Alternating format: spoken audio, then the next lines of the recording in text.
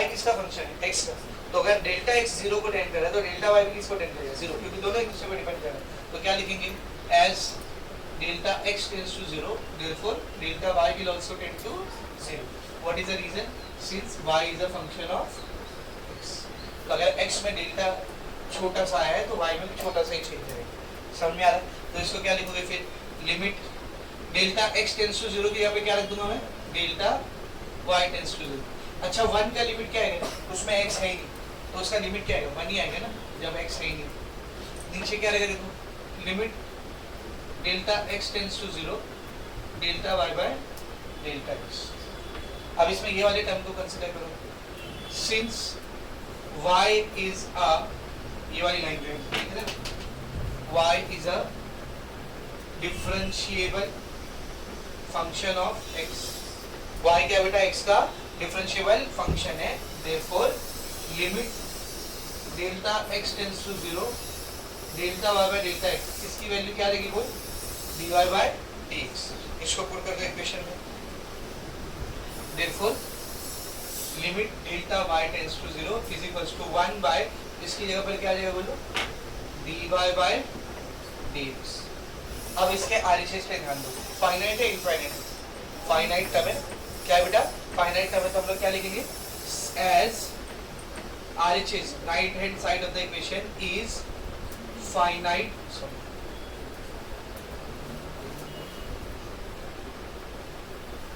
ये लिखना भूलिए, क्या लिखेंगे, as RHS is finite and exist. RHS finite भी और एग्जिस्ट भी कर रहा है, देयरफॉर LHS is also बोलो, also finite and exist।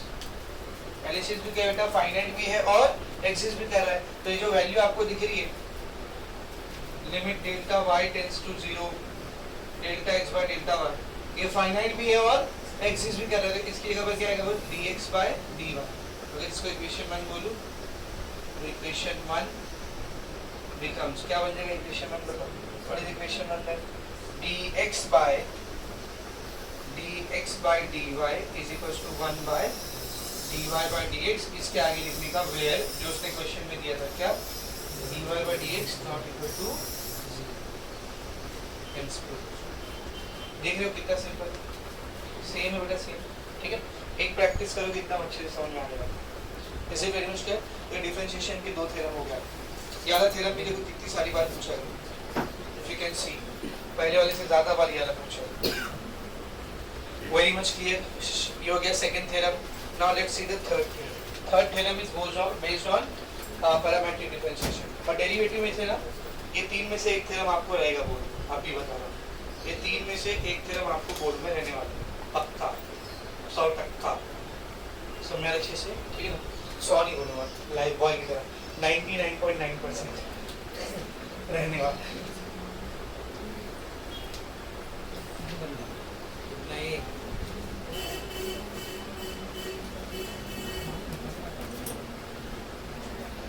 Parametric differentiation के फॉर्मूले को अपने को प्रूफ करके दिखाना है, ठीक है।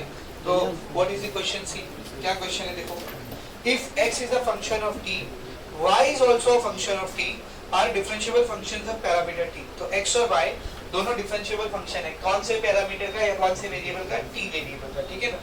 Then prove that y is a differentiable function of x and dy by dx, ये प्रूफ करना है। क्या प्रूफ करना है देखो, to prove that dy by dx is equals to dy by dt upon dx by dt। ये चीज अपने को प्रूफ करना है। क्वेश्चन में उसने बोल दिया कि dx by dt का वैल्यू 0 नहीं है, so this we need to prove. Same इसी तरीके से प्रूफ करेंगे जैसे अभी सब प्रूफ कर रहे थे। बस यहाँ पर x की जगह हम लोग t से स्टार्ट करेंगे, इतना करेंगे। x की जगह हम लोग किससे स्टार्ट करेंगे, बोल t से स्टार्ट करेंगे। स्टार्ट करो, सेम सॉल्यूशन है, सब बोर्ड पर देखो सॉल्यूशन। लेट डेल्टा t, क्या बेटा, डेल्टा x नहीं, वो दोनों किससे स्टार्ट होता, डेल्टा x से। इसको किससे स्टार्ट करेंगे, डेल्टा t से।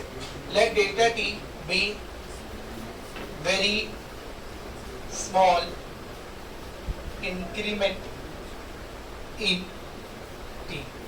तो t में बहुत छोटा सा इंक्रीमेंट कंसीडर किया मैंने, क्या नाम दिया उसको, delta. As y and x, ये दोनों ही y भी और x be are function of t. ये दोनों ही किसके फंक्शन है बोल? टी के फंक्शन है। तो अगर टी में छोटा सा इंक्रीमेंट हुआ है तो वाई और एक्स में भी क्या होगा बोल? छोटा सा इंक्रीमेंट होगा। तो therefore delta y and delta x be corresponding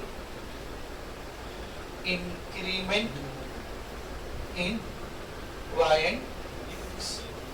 आप कंसिडर करेंगे, क्या कंसिडर करेंगे? जो चीज प्रूफ करना है उसी को कंसिडर करेंगे। खाली डी डी की जगह क्या ले लेंगे? Delta delta. क्या है देखो, delta y by delta x is equals to delta y by delta t upon delta x by delta. क्या करोगे इसके बाद? बोलो बोलो। टेकिंग, बोलो टेकिंग लिमिट डेल्टा एक्स नहीं है, यहाँ क्या लेंगे? डेल्टा टी लेंगे। Delta t tends to 0 on both sides. तो दोनों साइड की लिमिट ले लो, क्या बनेगा? Limit delta t tends to 0 delta y by delta x is equals to limit delta t tends to 0 delta y by delta t upon limit delta t tends to 0 delta x by delta t. ठीक है ना?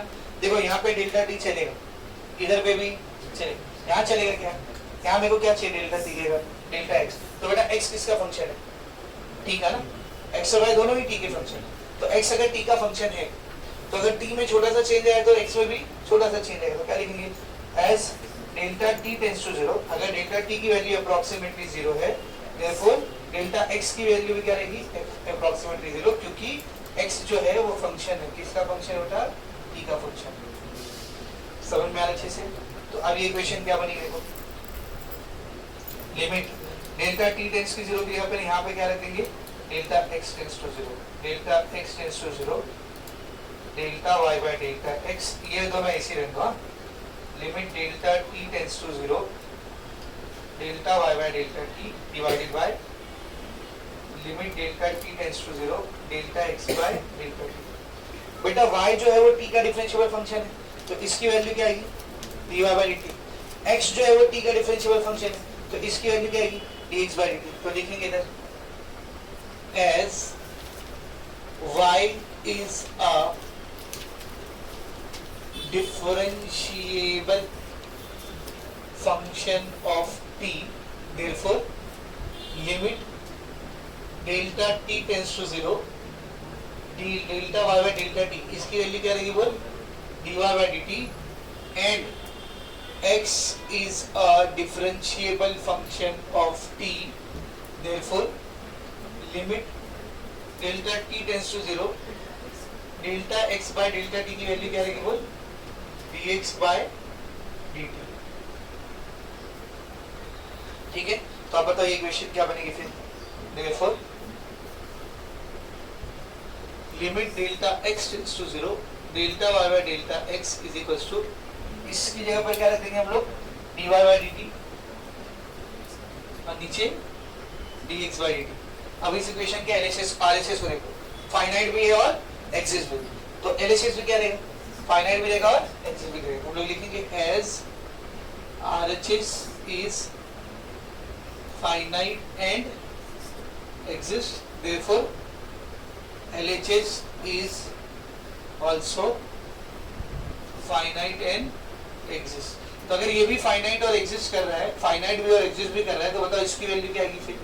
Limit delta x tends to 0 delta y by delta x, ये क्या आएगा बोलो? dy by dx। इसको equation number 1, equation 1 becomes, इसकी जगह पर क्या आएगा? dy by dx is equals to dy by dt upon dx by dt, और आखिरी में लिख देंगे वेयर, जो उसने क्वेश्चन में दिया था, क्या दिया था? dx by dt not equal to 0। यही प्रूफ करने का था, हेंस प्रूफ। कुछ नोटिस किए बेटा, तीनों क्वेश्चन में सेम तरीके से सॉल्व हो रहा है, सेम पैटर्न तीनों को सॉल्व करने का। ठीक है? Is it very much clear?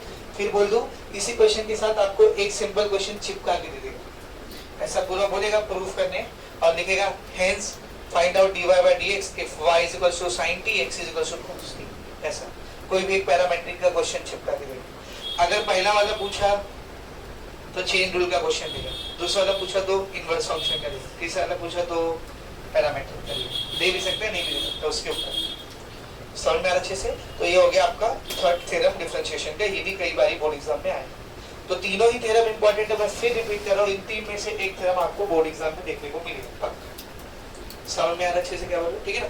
इधर चेन रूल और इनवर्स फंक्शन और पैरामीट्रिक डिफरेंशिएशन तीनों एक ही जैसे सॉल्व करना आपने, समझा? तो डिफरेंशिएशन के तीनों थ्योरम खत्म हो गए, डिफरेंशिएशन के तीनों थ्योरम हो गए। अभी किसकी बारी बेटा?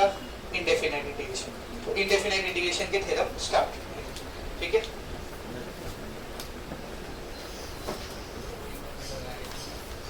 इंटीग्रेशन, ठीक है? तो इसके थ्योरम देखते हैं। तो इसमें टोटल बेटा दो थ्योरम है, दो प्रूफ है, और फिर उसके बाद 9 से 9 फॉर्मूले जिसको अपने को प्रूफ करके दिखाना है। दो थ्योरम है, 9 formulas. Is it very much clear? ठीक है, वन बाय वन करते हैं। पहले फर्स्ट वाला थ्योरम देखो, ठीक है ना? क्या है फर्स्ट वाला theorem? If x is a function of t, x is equals to phi t, है ना? is a differentiable function of t, then prove that, क्या प्रूफ करना है अपने को देखो? To prove that integration f of x dx is equals to integration f of phi t into phi dash of t dt, ये चीज आपको proof करना है। This you need to prove. Sir इसका मतलब क्या है? x जो है किसका फंक्शन है? बोल, t का फंक्शन है। x किसका फंक्शन है बेटा? t का फंक्शन है। अब मुझे x को इंटीग्रेट करना है। जैसे मिसाल के तौर पर इधर ध्यान से देखना, मेरे को इंटीग्रेशन देखना है e raised to 4x का। किसका इंटीग्रेशन देखना है? e raised to 4x, ठीक है ना? तो अब यहाँ पे नॉर्मल फंक्शन क्या है? e raised to x है, पर x की जगह पे एक नया फंक्शन आ गया, कौन सा? 4x आ गया। क्या आ गया बोल? 4x। तो इसकी वैल्यू बराबर रहेगी इंटीग्रेशन, इसका integration e raised to 4x का as it is into f dash of t, यानी इसका डेरिवेटिव। तो इसका डेरिवेटिव क्या आएगा? 4x का, 4x का डेरिवेटिव क्या आएगा? 4। ये प्रॉपर्टी, इसको सॉल्व करोगे दोनों का आंसर सेम है। खैर इसके ऊपर नहीं ध्यान अपने को, इसके ऊपर क्वेश्चन नहीं आता, इसको खाली प्रूफ करके आपको एज इट इज दिखाना। बहुत ही सिंपल प्रूफ है। सब बोर्ड पर देखो प्रूफ जो दिया है ना, वहीं से स्टार्ट करते हैं। सब लोग ध्यान से देखना। पहली लाइन में क्या लिखा हुआ है देख, since x is equals to phi of t, ये लिखा है कि x जो है वो फंक्शन है किसका? t का। इसको डिफरेंशिएट करते हैं विद रिस्पेक्ट टू t, देखो क्या है? Differentiating with respect to t, x का डेरिवेटिव क्या है बोल? dx by dt, करेक्ट है? phi t का डेरिवेटिव क्या है बोल? phi dash t, है ना? f of x का डेरिवेटिव क्या आता है? f dash of x। तो phi t का डेरिवेटिव क्या है? phi dash of t, ठीक है ना? इसको बोलते हैं इक्वेशन नंबर 1। ये मेरे को phi dash of t की वैल्यू आई है dx by dt, क्या होता है? dx by dt। अब जो प्रूफ करना है उसका एलिसिस देखो, क्या है उसका एलिसिस देख, consider integration f of x dx, क्या है उसका एलिसिस? यही है ना? मैं क्या मान लेता हूँ, ऐसा मान लेता हूँ कि इसको सॉल्व करने के बाद जो x के टर्म्स में आंसर आएगा वो g of x आएगा। क्या आएगा बोलो? g of x। भाई ये x के टर्म्स में फंक्शन है, उसको जब इंटीग्रेट करोगे तो आंसर भी किसके टर्म्स में आएगा? x के टर्म्स में आएगा। तो जो x के टर्म्स में आंसर आने वाला है, मैंने उसको क्या मान लिया? g of x मान लिया, करेक्ट है? अभी तो ध्यान से सुनना, जब भी इंटीग्रेशन को हम लोग वो साइड भेजते हैं ना बेटा, वो डेरिवेटिव बन जाता है, और डेरिवेटिव को साइड भेजेंगे तो इंटीग्रेशन। दोनों एक दूसरे के कैसे प्रोसेस है? उल्टा प्रोसेस। इन शॉर्ट, अगर इसका इंटीग्रेशन ये है तो इसका डेरिवेटिव ये आएगा, याद है ना?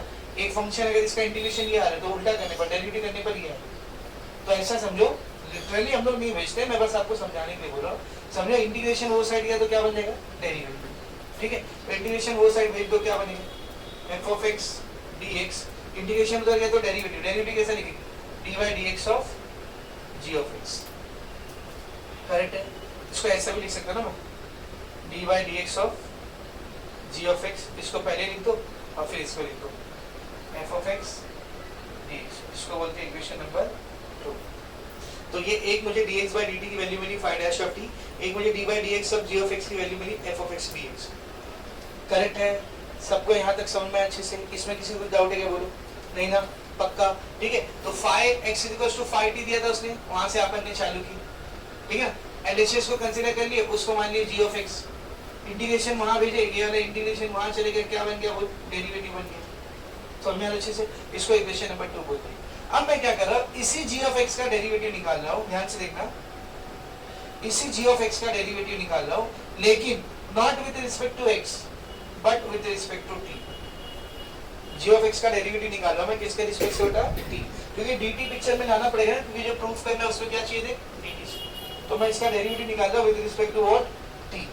तो बता जी ऑफ एक्स का derivative with respect to t कैसे आएगा? यहाँ पे वेरिएबल x है, यहाँ पे वेरिएबल t है, कैसे करोगे? पहले विद रिस्पेक्ट टू x इसको सॉल्व करोगे और फिर t की जगह पर x आए ना, तो x के डेरिवेटिव से क्या करोगे मल्टीप्लाई, तो क्या होगा देख d by dx of g of x, g of x का derivative with respect to x, लेकिन t की जगह पर कौन आया x, तो उसके डेरिवेटिव से क्या करेंगे multiply dx by dt chain rule. तो पहले g of x का डेरिवेटिव देख लिए with respect to x, t की जगह पर x आया था इसीलिए x के डेरिवेटिव से क्या कर दिए मल्टीप्लाई कर दिए।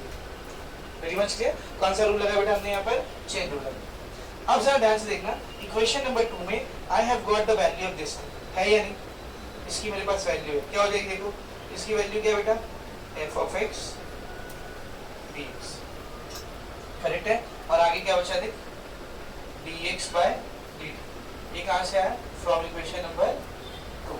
एक चीज और, ये f of x dx है, तो dx by dt की भी तो वैल्यू है मेरे पास, कहां गई ये देखिए dx by dt, उसकी वैल्यू क्या है phi dash t, कौन सा इक्वेशन 1, तो क्या बन गई f of x dx, इसकी जगह पर क्या जगह पर phi dash of t, ये कौन सी इक्वेशन से आया फ्रॉम 1। दोनों को 1 by 1 पुट किया मैंने ताकि आप कंफ्यूज ना हो। पहले इसकी जगह पर क्या रख दिया मैंने f of x dx, और फिर ये dx by dt की जगह पर क्या रख दिया मैंने phi dash of t। यहाँ पे बचा क्या बोल d by dt g of x, ये क्या बेटा d by dt बोले तो derivative, derivative with respect to t, derivative वहां जाएगा तो क्या बनेगा integration with respect to t, derivative with respect to t वहां गया तो integration with respect to t, तो क्या बन जाएगा देखिए यहाँ पे बचा क्या g of x is equals to, ये डेरिवेटिव इधर गया तो इंटीग्रेशन ऑफ कहाँ कौन पहले से उधर f of x dx phi dash of t, तो ये derivative with respect to t था तो इंटीग्रेशन भी विद रिस्पेक्ट टू t है, विद रिस्पेक्ट टू t मतलब dt, तो d by dt उधर जाएगा तो इंटीग्रेशन dt बन जाएगा, करेक्ट। और see what was g of x, हमने g of x को मानने क्या g of x किसको माने थे integration f of x dx को, तो इसके ऊपर क्या लिख देंगे बोल integration f of x dx is equals to integration f of x dx phi dash of t dt। यहाँ पे लिखो हमने integration f of x dx को ही क्या माना था बेटा g of x माना था, जरा नोटिस करो क्या ये प्रूफ करने का था आगे ना, हेंस प्रूफ। तो इंटीग्रेशन से एक ये थ्योरम भी पूछा गया है, लेकिन ये बहुत पहले पूछा गया, रिसेंट टाइम में इसको नहीं पूछा गया, देखो लास्ट टाइम वो कब पूछा गया था मार्च 2014 में, तो उसके बाद से अभी तक एक भी बारी क्वेश्चन आया, लेकिन उससे पहले आया है ना, मार्च 1998 में आया, अक्टूबर 97 में आया, अक्टूबर 98 में आया, और फिर उसके बाद 98 के बाद सीधा 2014 में पूछा, उसके बीच में पूछा ही, अभी 14 के बाद से अभी तक नहीं पूछा है, ठीक है। तो इसके आने के चांसेस आ भी सकता है नहीं भी आ सकता है, उतना ज्यादा लाइकली नहीं, लेकिन 98 के बाद सीधा 2014 में पूछा था, काफी साल बाद, काफी साल अभी भी हो गए ना, तो हो सकता है पूछने कोई भरोसा नहीं। लेकिन अब जो थ्योरम है UV rule of integration, integration by parts, इसका प्रूफ कई सारी बार पूछा है, मतलब कितनी सारी लाइन लगी हुई है integration by parts UV rule, इसका प्रूफ आपसे कई बार पूछा है, ठीक है ना। तो this one is more important, ये वाला ज्यादा इंपॉर्टेंट, ये भी वैसे उतना कुछ खास है नहीं, इजी समझ आया अच्छे से। तो अभी इंटीग्रेशन बाय पार्ट्स का डेरिवेटिव देखते हैं। इंटीग्रेशन बाय पार्ट्स याद है ना यूवी रूल, उसको प्रूफ करना है अपने को, सब बोर्ड पर देखो कैसे प्रूफ होगा, एकदम simple. Second one integration by parts, क्या प्रूफ करना है अपने को, देखो टू प्रूफ दैट, क्या प्रूफ करना है integration u into v dx, दो फंक्शन है u और v, उसका integration with respect to dx क्या आता है बोलो, u ऐसे इंटीग्रेशन v dx minus derivative of u integration v dx, और फिर इस पूरे का होल इंटीग्रेशन, ये चीज प्रूफ करके दिखाना है आपको, you need to prove this, ठीक है। बहुत ही आसान प्रूफ है इसका, जो तरीका हम लोग कर रहे हैं ना इसको याद रखो बस, ये मत भूलना स्टार्ट कैसे करना है, ये भूल गए तो खत्म है। हम लोग इसको स्टार्ट कहां से करेंगे मालूम, ये जो एक चीज इसमें दो बार रिपीट हुई है, देखो कौन सी integration v dx, integration v dx, इसी से स्टार्ट करना है आपको, ठीक है। तो हम लोग क्या लिखेंगे, देखो solution let integration v dx, इसका कुछ तो भी आंसर आएगा सॉल्व करने के बाद। तो मैं मान लेता हूँ इंटीग्रेशन वी डी एक्स का आंसर आ रहा है डब्ल्यू। क्या आंसर आ रहा है बोलो? डब्ल्यू। यस हम लोग मान लेते हैं इंटीग्रेशन वी डी एक्स का आंसर क्या आ रहा है बोल? डब्ल्यू। तो मुझे बताना ये इंटीग्रेशन वहां जाएगा तो डेरिवेटिव बनेगा, तो ये integration with respect to x वहां चलेगा तो derivative with respect to x किसका? डब्ल्यू। तो इंटीग्रेशन उधर जाके डी बाई डी एक्स बन गया, तो डी डब्ल्यू बाई डी एक्स। यहाँ बचा कौन फिर? इंटीग्रेशन डी एक्स वहां जाके डेरिवेटिव डी एक्स बन गया, यहाँ बचा कौन? वी।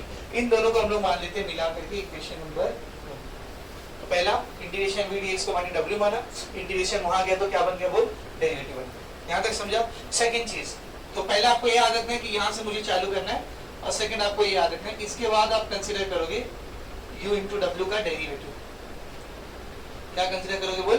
u इंटू डब्ल्यू का, ये याद रखना है आपको। ये दो चीज भूल गए तो अरे कैसा तो भी हुआ था, कैसा तो भी ऐसी, कैसा तो भी हो गया, खत्म। ये दो चीज आपको याद रखना है। पहली स्टेप इसको क्या मानोगे आप? w, और फिर इंटीग्रेशन वहां भेज के इक्वेशन नंबर 1। दूसरी step you have to consider derivative of u into डब्ल्यू। u इंटू v नहीं, u इंटू v नहीं, क्या? u इंटू डब्ल्यू, इसका डेरिवेटिव आपको कंसीडर करना है। तो यहाँ पे डेरिवेटिव का u रूल लगेगा। क्या बोलते हैं डेरिवेटिव का u रूल बोलो? u ऐसे w का derivative d by d x of w plus w ऐसे u का derivative du by dx। Correct है। अब जिस चीज को सब्स्टिट्यूट कर सकते हैं कर दो। ये d by d x of u into W ऐसे ही रहेगा। अब जरा ध्यान से देखना है बेटा, u को ऐसे ही रहने दो, u को ऐसे ही रहने दो, dw बाई dx किसकी वैल्यू है? u, v की वैल्यू। dw बाई dx किसकी वैल्यू है? v की। तो मैंने dw बाई dx की यहाँ पर क्या रख दिया? v प्लस w किसकी value direct? Integration v dx into du by dx। फिर से देखा, ये ऐसे ही, u ऐसे ही, dw बाई dx ये किसकी वैल्यू है? v की, प्लस w किसका वैल्यू है? Integration v dx du by dx ऐसे ही। यहाँ पर कौन सी इक्वेशन यूज हुई? From equation number 1। From equation number 1। Now this can also be written as d by dx of u into w is equals to u into v plus ये derivative वाले terms को पहले लिख लो, du by dx, integration वाले term को बाद में लिख लो, चलेगा ना? a into b लिखो या b into a लिखो, एक बात इसको पहले लिख दिया, इसको बाद में लिख दिया। आखिरी स्टेप सब लोग ध्यान से लिखना बेटा। ये क्या इधर डेरिवेटिव, वो साइड जाएगा तो ये डेरिवेटिव, वो साइड जाएगा तो इंटीग्रेशन, और डेरिवेटिव को उधर भेज देते हैं। तो यहाँ पे बचेगा कौन? u इंटू डब्ल्यू इज इक्वल टू, वहाँ पे था क्या? वहाँ पे पहले से क्या था देख, u into v plus du by dx integration v dx। इस पूरे का क्या हो जाएगा बेटा? ये डेरिवेटिव इधर आया तो